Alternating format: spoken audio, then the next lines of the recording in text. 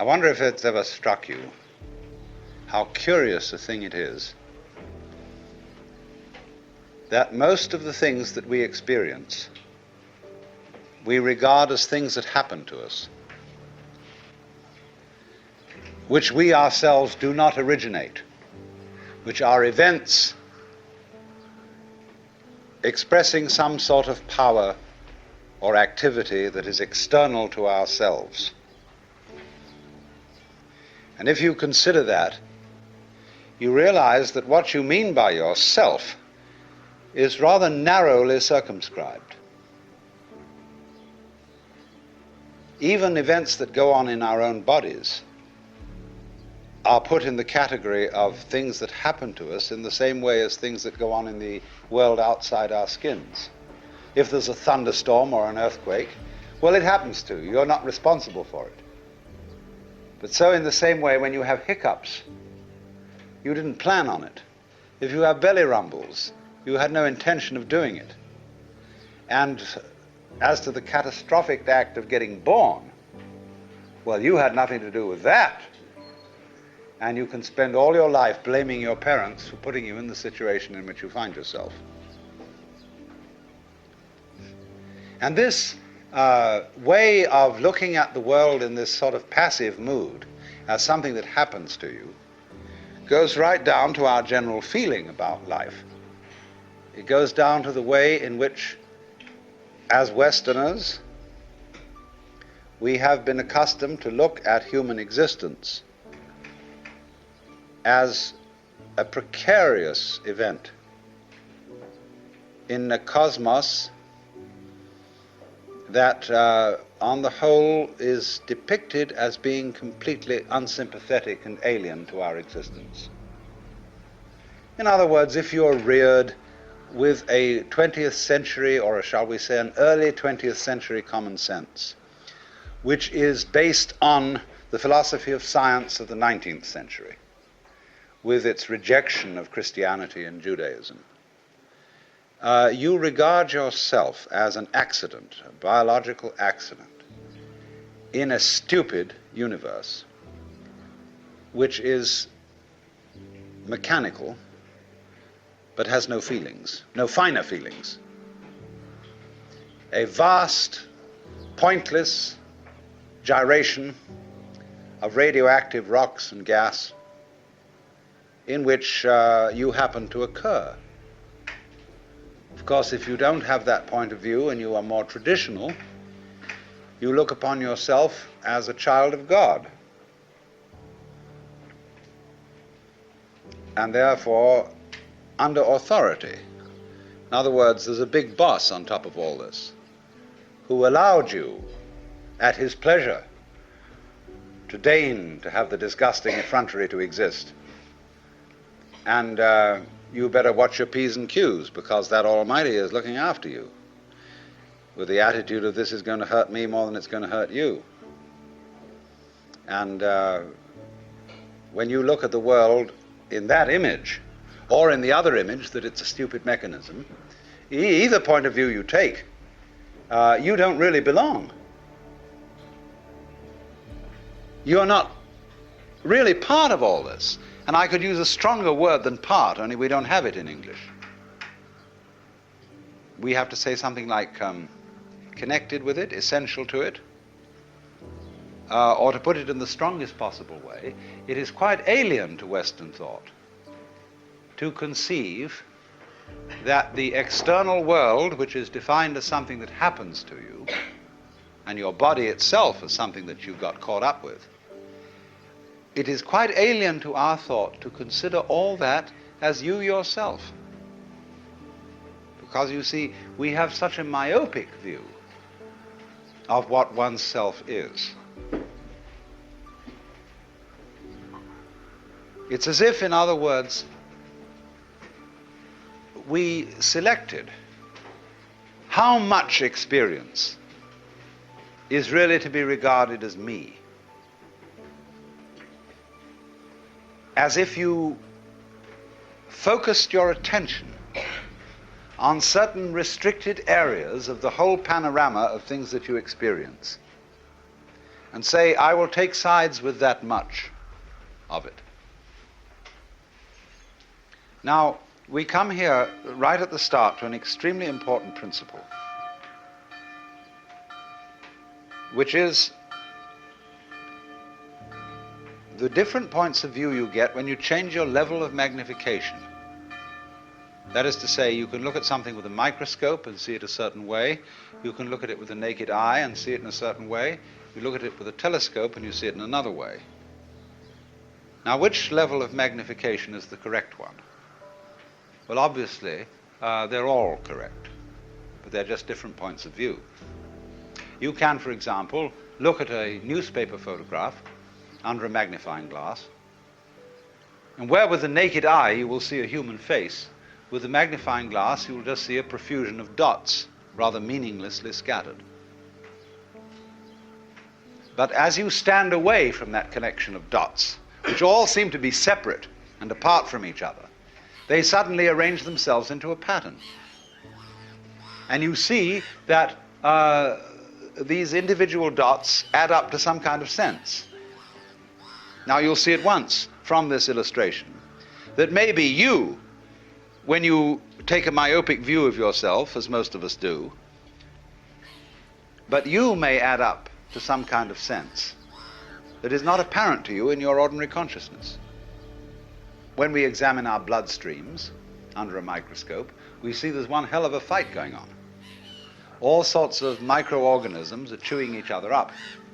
And if we got overly fascinated with our view of our own bloodstreams in the microscope, we should start taking sides, which would be fatal, because the health of our organism depends on the continuance of this battle.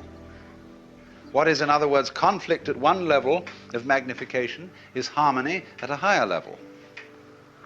Now, could it possibly be, therefore, that we, with all our problems, conflicts, neuroses, sicknesses, political outrages, wars, tortures, and everything that goes on in human life, are a state of conflict which can be seen in a larger perspective as a situation of harmony?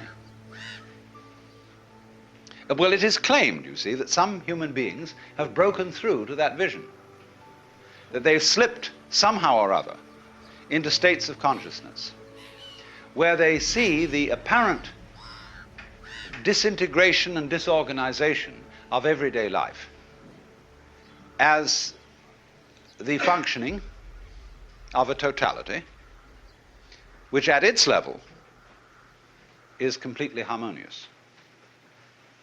And you can say, aha, at last I see, I got the point. I've seen how all this makes sense. But what this insight depended upon was your overcoming the illusion that space separates things. That is to say, the space, the interval between your body and mine. The interval created by birth at one end and death at the other.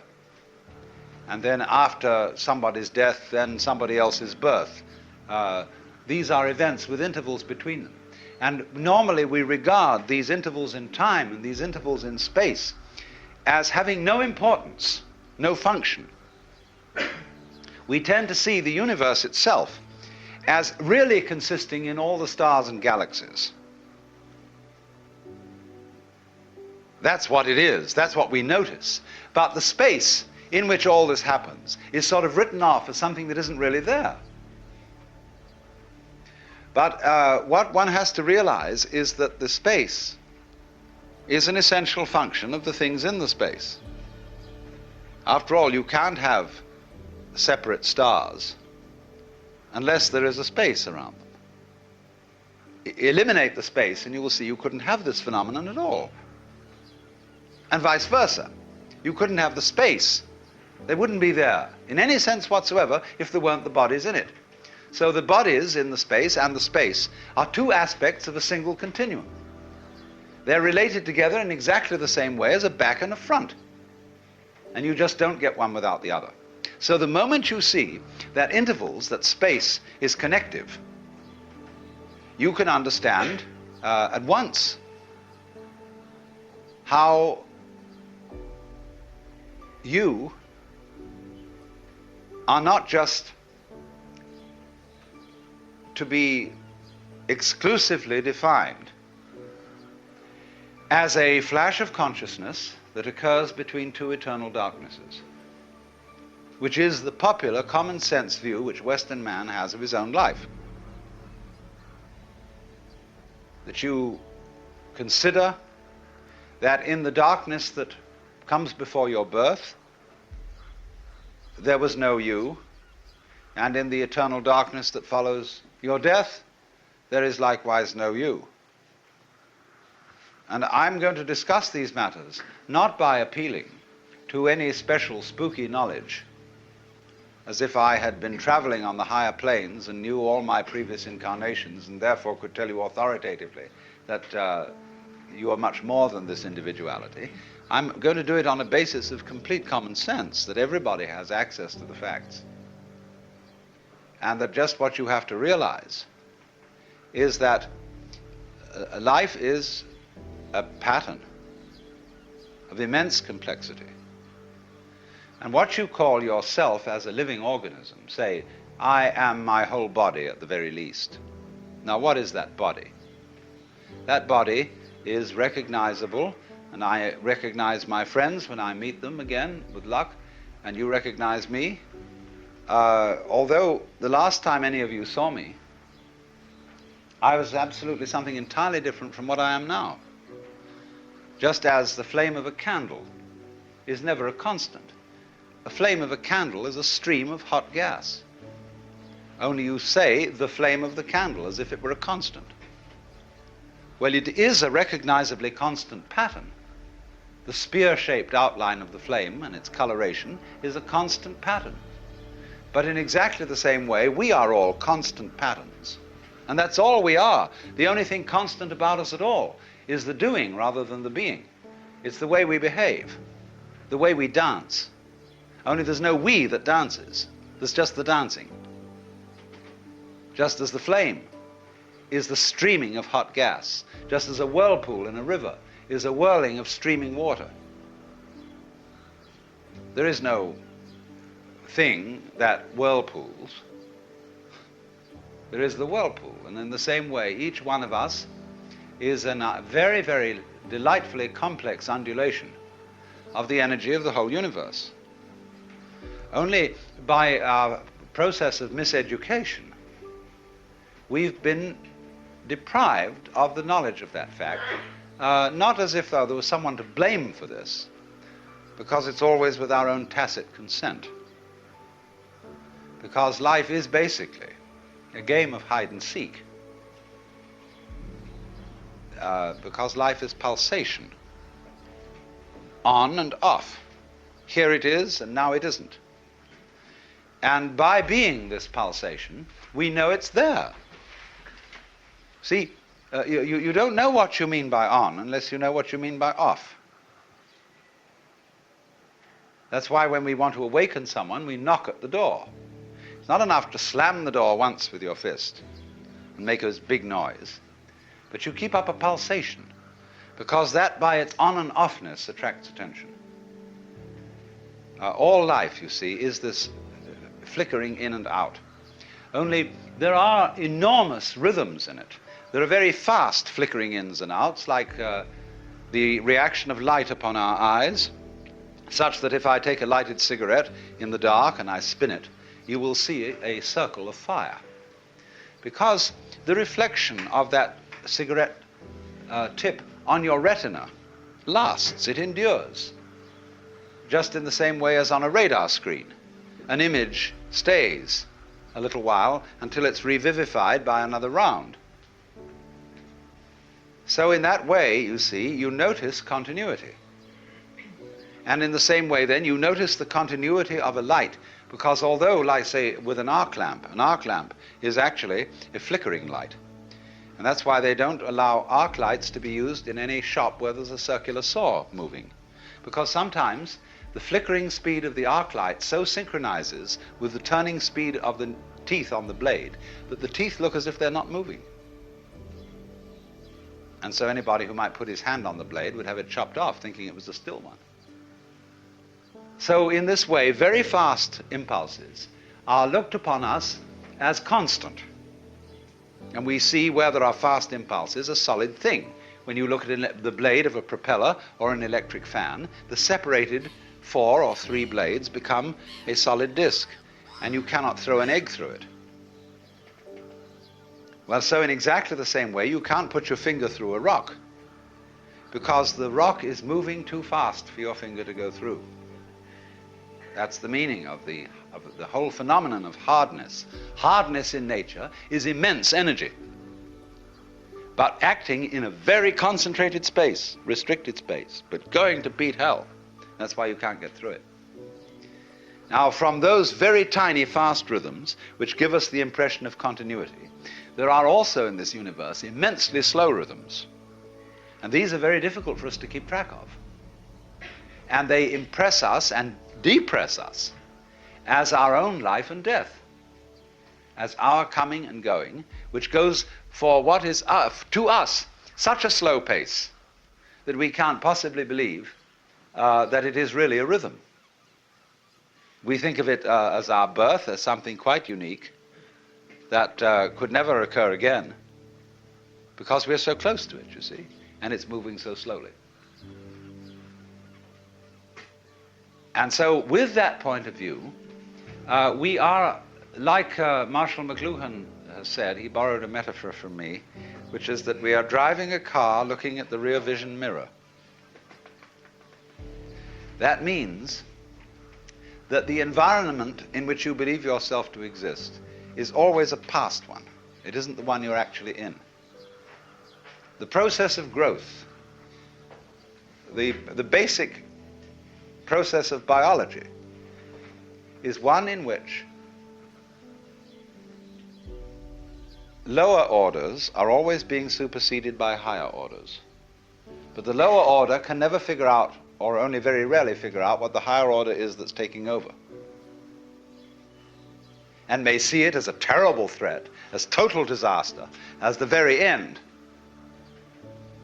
but therefore can never be aware that the principle of growth always has and always will continue, because that's what's going on. But you never know what the next step is going to be, because if you did know, you wouldn't take it, because it would already be past. Do you understand this? That any certainly known future is an event of which we can say, you've had it. And in that sense, it's past. When we play games, and we say in chess or in bridge or whatever game you're playing, the outcome of the game becomes certain. We at that point cancel the game and begin a new one. Because the whole zest of the thing, and which takes me back to the idea that this whole thing is a hide-and-seek game, is that you don't know what the next order coming up is.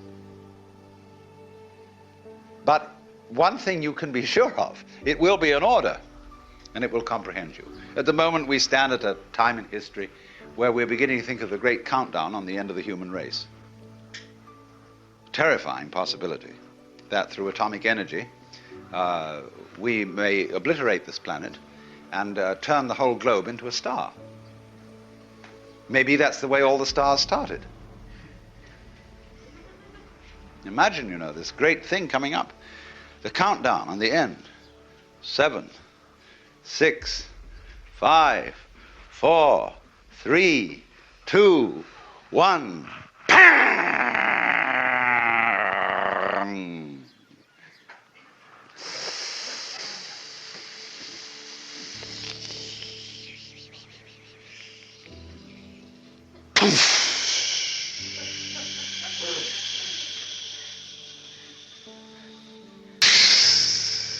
Where have you heard that before? You sit on the seashore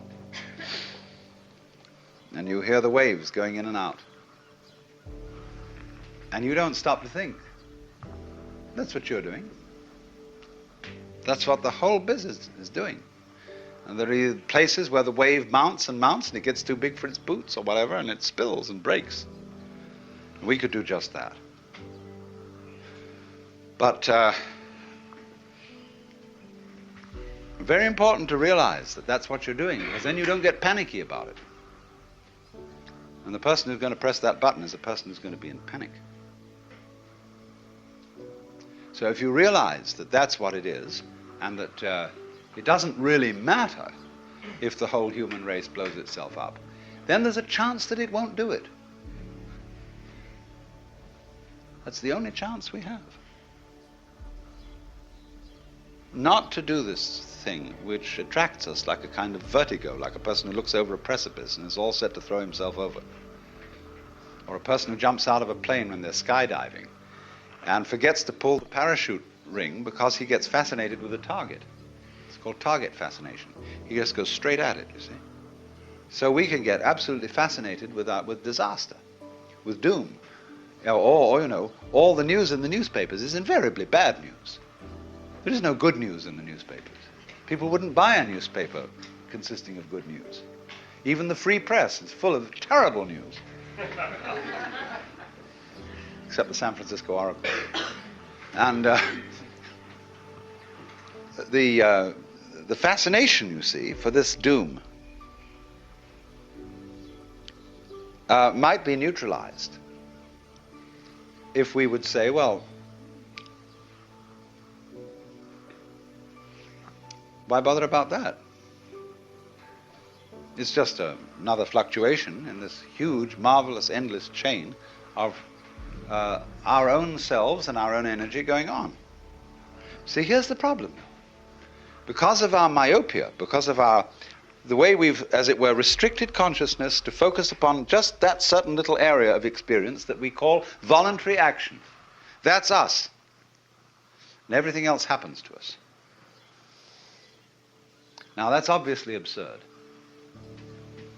Let's suppose you take in your hand one of those toys, a gyroscopic top. And you suddenly notice, the minute you get this in your hand, that it has a kind of vitality to it.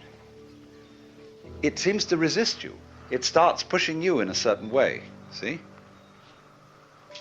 And sometimes you're with it and following it. And then sometimes you see it. It's just as if you held a living animal in your hand. You know, you pick up a hamster, you know, or a guinea pig, and you hold this little thing in your hand. It's always trying to escape. So the gyroscope always seems to be trying to escape your hold.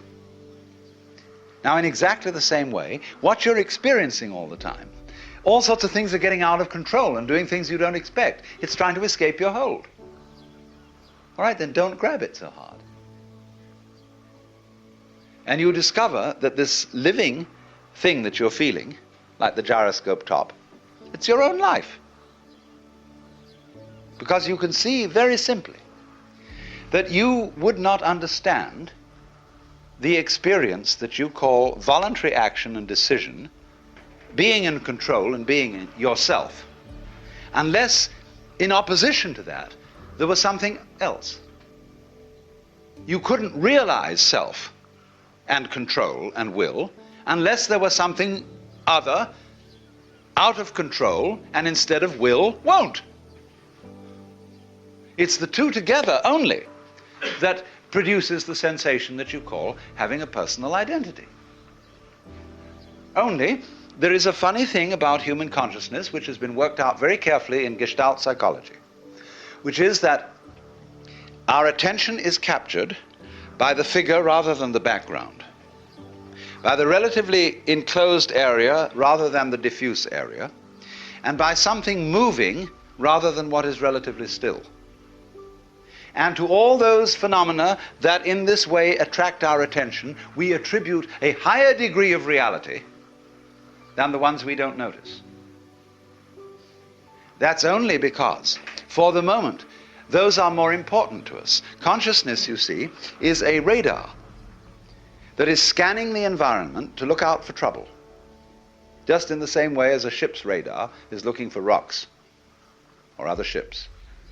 And the radar, therefore, does not notice the vast areas of space where there are no rocks, no other ships. So in the same way, our eyes, or rather the selective consciousness behind the eyes, only pays attention to what we think is important. I am at this moment aware of all of you in this room, of every single detail of your clothing, of your faces, and so on, but I'm not noticing it all. And therefore I will not be able to remember tomorrow exactly how each one of you looked and what you were wearing. Because what I notice is restricted to things that I think are particularly important. If I notice some particularly beautiful girl in the audience, then I might notice also what she's wearing. And that would be memorable. But by and large, you see, we scan things over, but we pay attention only to what our set of values tells us we ought to pay attention to. But quite obviously, you as a complete individual are much more than the scanning system. You are in relationships with the external world that on the whole are incredibly harmonious. And so in this way, we have this rather myopic way of looking at things. And we screen out from attention anything that is not immediately important to a scanning system based on sensing danger. But quite obviously, you as a complete individual are much more than the scanning system. You are in relationships with the external world that on the whole are incredibly harmonious. Going back to this illustration of every living body as something like the flame of a candle. The energies of life in the form of temperature, light, air, and food, and so on, are streaming through you all at this moment in the most magnificently harmonious way. And you're, all of you, far more beautiful than any candle flame. Just sitting in these chairs, just going, you know? Only we are so used to it. We say about that, so what? Show me something interesting. Show me something new. Because it's a characteristic of consciousness that it ignores stimuli that are constant. When anything is constant, it says, okay, that's safe, it's in the bag, needn't pay attention to that anymore. And therefore we eliminate systematically from our awareness all the gorgeous things that are going on all the time, and instead only become focused on the things, the troublesome things that might happen to upset it.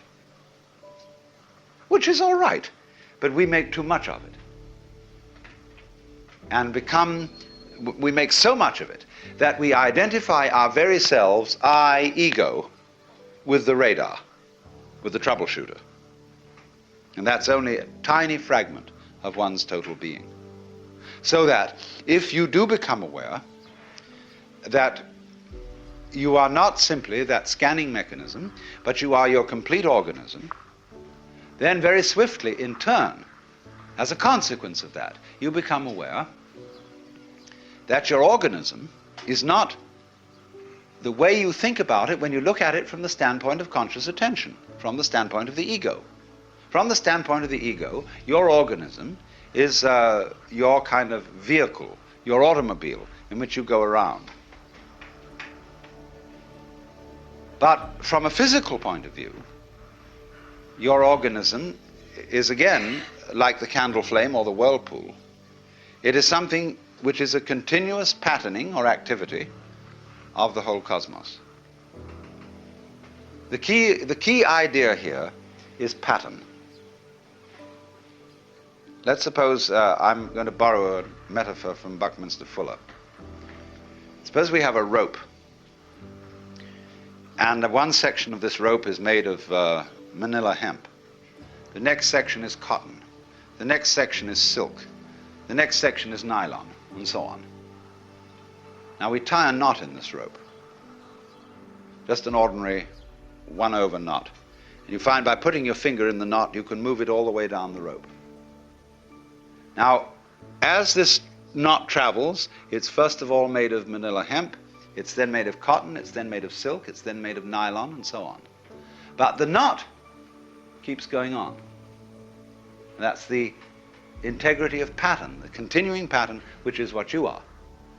Because you might, for several years you might be a vegetarian, and you might be a meat eater, and so on, and your constitution changes all the time, but your friends still recognize you, because you're still putting on the same show. It's the same pattern. That is the recognizable individual. But we are trained in our language. The very structure of the language we talk deceives us into misunderstanding this. Because when we see a pattern, we ask, what's it made of? Like you see a table. Is it made of wood or is it made of aluminum? But then when you inquire into what is wood, and how does wood differ from aluminum, the only thing a scientist can tell you is the different patterns. That is to say, the different molecular structure of the two things. And a molecular structure is not a description of what something is made of. It is a description of what dance it is performing. What motions, what kind of a symphony this is. Because basically, all phenomena of life are musical. And gold differs from lead in exactly the same way that a waltz differs from a mazurka. It's a different dance. And there isn't anything that's dancing. That is a deception we get into because we have two parts of speech in our grammar. We have nouns and verbs. And verbs are supposed to describe the activities of nouns. And this is simply a convention of speech. You could have a language with only verbs in it. You don't need any nouns, or you could also have a language with the nouns only and no verbs. And it would perfectly adequately describe what's going on in the world. So if you were used to speaking with a language that had one part of speech, you could say just as much as we can with two, and be a lot clearer. Only at first it would sound awkward, but you'd soon get used to it. And then when you got used to it, it would be a matter of common sense that the patterning of the world is not some kind of stuff that's patterning. You don't have to seek for a substance underlying the whole thing, it's just patterning. And we're all that. And wherever you see patterning, you will see the principle that big fleas have little fleas upon their backs to bite them, little fleas have lesser fleas, and so ad infinitum. And then you reverse the process, see? Little fleas, infinitely little fleas, are always on the back of bigger fleas. And those bigger fleas are on the back of still bigger ones. And those bigger fleas are on the back of still more whopping fleas, you see? It goes the other way too. And so in this way, there is, to a person who really wakes up, you very soon realize that your existence is not something that is just the hopeless little creature that's suddenly confronted with a great big external world that goes gah at him, and eats him up.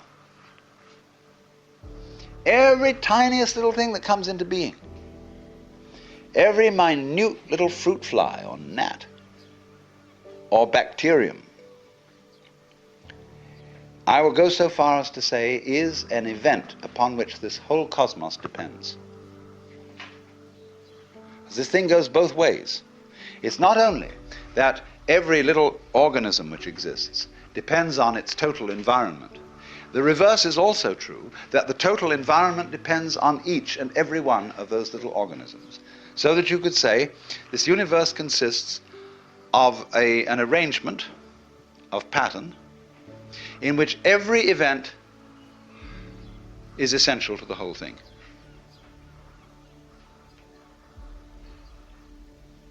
Now, we screen that idea out of our consciousness in exactly the same way that we screen out the perception of space as an important reality. Just as we pay attention to the figure and ignore the background, so we see one way of looking at things, namely that the organism is very frail against the environment. It lasts a long time, the environment, but the organism only lasts a short time. What do you mean the environment lasts a long time? What does the environment consist of? Just a lot of little things. And yet there is the environment just as the same way as there is the face in the newspaper photograph behind all those little dots. When you get far enough away from it, you see the face. When you get far enough away from all the organisms and the little bits of things, you see the environment in another scale of magnification. But actually, the whole thing is arranged in a polar system where the enormous depends on the tiny and the tiny depends on the enormous. And you get a relationship between these extremes which can be called a transaction. That is to say, a transaction when there's buying and selling. It's impossible to have buying without selling and selling without buying. They always go together. But of course, the person you see who's interested in buying thinks more about buying than he thinks about the other fellow selling. And if he does that, he's going to get a bad buy. Because he doesn't really think about the mechanisms the other fellow's using to sell. And if I want to sell something and think too much about selling, I don't enter sufficiently into the psychology of the buyer. So then I'm not a good business shark.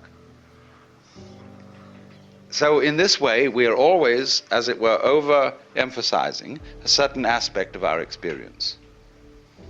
And we say, now, what is important about people? This is the great credo of the West. Is there unique individuality? And we have been given an immense psychic investment in our own individuality by our upbringing. What are you going to amount to? What are you going to contribute to human life? What's your particular destiny going to be?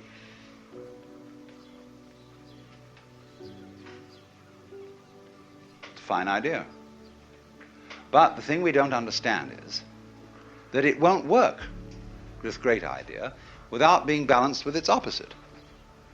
Just as you can't have the back without the front. So you cannot have the values of a unique personality unless at the same time everybody recognizes that there is another level at which we are not unique at all, but that I am you and you are I. That, in other words, the so-called I that we all have, you see, every one of you feels that you're the center of the universe and that everything else is happening around you in a circle. You can turn around and you can see sort of equally far in all directions, especially if you're in a ship in the middle of the ocean. So you're in the middle. And it's true from the standpoint of astronomy. We live in a curved space-time continuum, that is to say, in a universe at which every point may be regarded as the center. Consider a sphere. Here's a ball. What point on this ball is the center of its surface?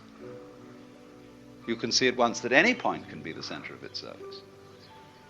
So legitimately, all points in the universe are the center. That's St. Bonaventure's description of God, that circle whose center is everywhere and whose circumference is nowhere. So everybody's in that situation. And at that depth of your existence, we are all like the nerve ends on your own skin. See, at every point on your skin, there's a little nerve end going beep and getting information from the outside world. Another and another and another, all over. And they all constitute your total sensitivity. Well, so in the same way, when all these people sitting around here, with their little eyes and little ears and things, they're going peek, and they're all really one common center called I, which is looking at itself from ever so many different points of view. Only we are so close to it and we are so absorbed in the different ways each one of them is doing that we neglect the community underneath. Just like when you never seen Chinese people before and you go into a bunch of Chinese people and you can't tell the difference between them. You think, well, all Chinese look the same. Well, the Chinese, when they first saw us, they thought we all looked the same. We all had red hair and long noses. And then when you get to know, I live in Japan for a week, 2 weeks, 3 weeks, And then suddenly all the Japanese start turning into people. And they look like, they don't look Japanese anymore, they just look like people. They're all different. See? As you get to a certain level, then all the individuality comes out. So, if in other words, someone from an entirely different form of biology came to this planet and looked at us, he wouldn't know the difference between Negroes, Greeks, Armenians, and white Anglo-Saxon Protestants. They would all look to him exactly the same. And he would see us as, in other words, he'd look at a group like this here, and he would call it a thing. Just you see a set of false teeth, and they all look pretty much alike, and you say, well, that's a set of false teeth.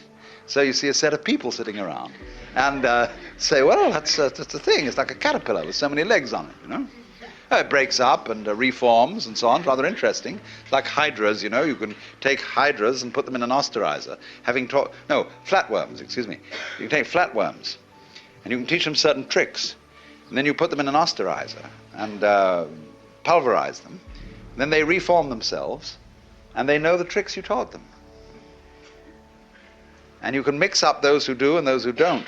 And those who do learn the tricks can convey it to the new ones that didn't know them. See? So that maybe one day we can get some DNA from genius people and feed it to people who don't know anything, and immediately they learn these tricks. Think of that. But the meaning of all that, talking about DNA and osterized flatworms, is that what is transmitted all the time is the repetition of pattern, the repetition of certain rhythms. And that this whole rhythmic system may be looked at in this way. Let's just take any pattern. We can form a pattern, say, of like this. See? I make a kind of a loop-ended cross in the air. Now, let's consider what is the problem involved in analyzing that pattern into smaller parts. Shall I say each one of these loops is a part, and there are 4 parts, therefore, to the pattern? Well, where does a loop begin and end? Just excuse me, let's look at it another way. I could say that not this was a part, but this was a part of the pattern. And there were 4 of those. You should all study, incidentally, the drawings of a great Dutch artist by the name of Escher, whose work appeared a little while ago in the Scientific American, but he has a book of the most fantastic patterns, where you will see, for example, an arrangement of devils. And when you look at the background, it's an arrangement of angels. That everything goes with its counterpoint. So that when you look at one of Escher's pictures, you don't know which is the foreground and which is the background. You just flip, flip, flip, flip, flip, and you can have it either way. Well, everything's like that. Only because, as I said, we are fascinated with what we have at the moment selected as the foreground. We say, foreground. It comes before. It's important. That's what's there, the background. Oh, that's just background, see? Supposing you suddenly do a flip on that, you realize the foreground, yeah, it's kind of close, but as we say of people, you could only see the trees, you can't see the forest. It's like businessmen who say they're very practical, but they're very short-sighted and don't know what's good for them. And put themselves out of their business regularly, so they have to start wars in order to carry on business. And, that's stupid.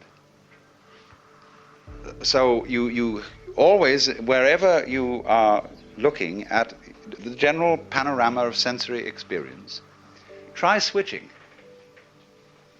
Try shifting your attention to all the things you thought were unimportant, to the constants, to the background, and begin looking at the spaces between people. All painters have to learn this, because especially if you're working in oils, you actually have to paint in the background. Weavers know this, because when they're making patterns in weaving, they've got to weave the background as well. Or if you do needlepoint with embroidery, think of the hours you spend putting in the background over the canvas in wool. And you become aware of it. Same way the people who made the great Oriental carpets. They're much more aware of the background as constituting an essential part of the total experience. So, as you become aware of this, you see the same thing that you notice in music, namely that it is only as a result of hearing the interval between tones that you hear any melody. If you don't hear the interval, you're tone deaf, and all notes are the same noise. All you hear is rhythm. You don't hear any melody. You've got to hear the interval. So then watch the intervals between people. The things that aren't said, the things that are tacit, the things that are implicit rather than explicit in all life. And then you begin to get connected. You know, it's very important to have a connection in life. And to be in the know. And this is the way it fundamentally comes out. Of seeing the thing you forgot. You know, you can always bug people in a beautiful way, in a very helpful way, by just saying to them, what did you forget? I say, well, I don't know. What was I supposed to remember? Oh, I'm really not trying to put you on. I mean, it's not difficult. This is something completely obvious that you forgot. You'd easily remember it because it's so obvious. Well, that's the hardest thing in the world to think of. What's the most obvious thing I forgot? Yeah, what's that? Well, who do you think you are? Well, how do you answer that question? Who are you? Well, you give a name. You say, I'm Joe Dokes, I'm Alan Watts. That's not true. That's what people told you you were. They put that name on you, and they taught you to identify with it and to behave as it was expected to behave. But that's not who you are. You know very well. Go back in your memory. Go back into your infancy before they started telling you all this stuff. Who are you? And if you get with that, you know very well who you are. The jolly old Ancient of Days. Only there's a conspiracy that you mustn't let on about that. Because everybody is. And if one person realizes it, the other's a little bit offended. And they say, well, how come you're so great?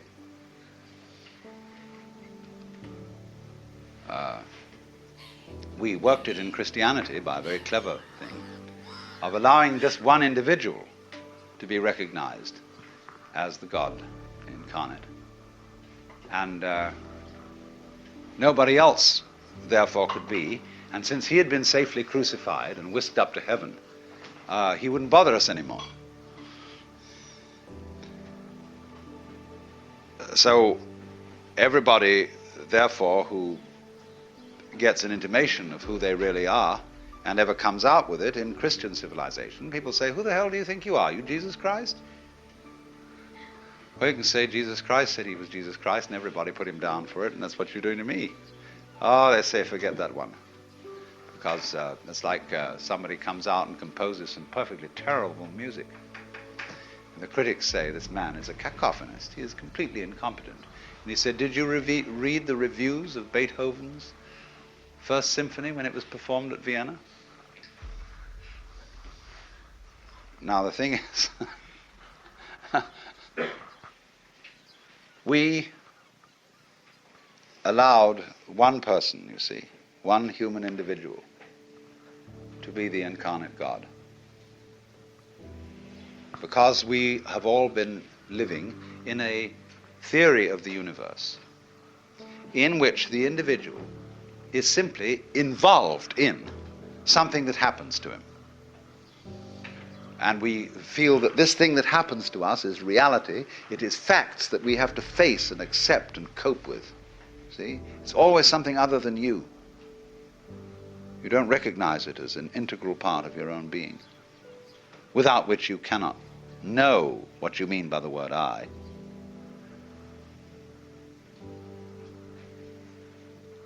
But in the truth of the matter is, though, that if you will face it out, every single one of us knows that that isn't true. There is as it were, a recess of the soul, of the psyche, where everybody knows perfectly well that you are not just this irresponsible little mouse that's been chucked down into this world, but that you are really doing this work. You're running it. Only you can't admit it, just in the same way as you can't admit that you're responsible for the way your own heart beats. You say, oh, that's not my doing. I've no control over my heart. Do you have any control over being conscious? Do you know how you will? And you say, I intend to take my hand down from my face and put it on my leg. I can do that, but I don't know how the hell it's done. So that what we mean by the capacity of voluntary control, in the ordinary sense of the word, is that we don't understand it at all. So you might say, in a funny backwards way, that the only kind of control you really understand is that where you're not using your will. Because you just do it so easy, like you open and close your hand. You know how to do it? Sure you know how to do it. But you can't put it into words and explain to someone how to do it. You say, well, come on, aren't you human? Don't you know how to open and close your hand? Just do it, silly. But we don't realize, you see, that just as we know how to do this, we know equally well how to turn the sun into light, how to blue the sky, how to blow the wind, how to wave the ocean, how to digest food, and I might add, to be digested by bacteria and transformed. As we transform our steaks, we will in turn be transformed. But the pattern keeps going. And it's always you. Only you see, you have this marvelous capacity to transform yourself without knowing that you're doing it. Therefore, you keep surprising yourself. And therefore, you keep on doing it. Because if you didn't surprise yourself, you wouldn't go on doing it. It's just the very fact, you see, that you seem to be the victims of a thing you don't understand, and that you seem to conclude your life every time in a wipeout called death, where all your control goes, is just exactly that opposite condition to what you call being alive that allows you to be alive. Only every time it happens, it's like it's new. It's like every time you're born, it seems like it was the only time. But of course, if it wasn't like that, you wouldn't do it.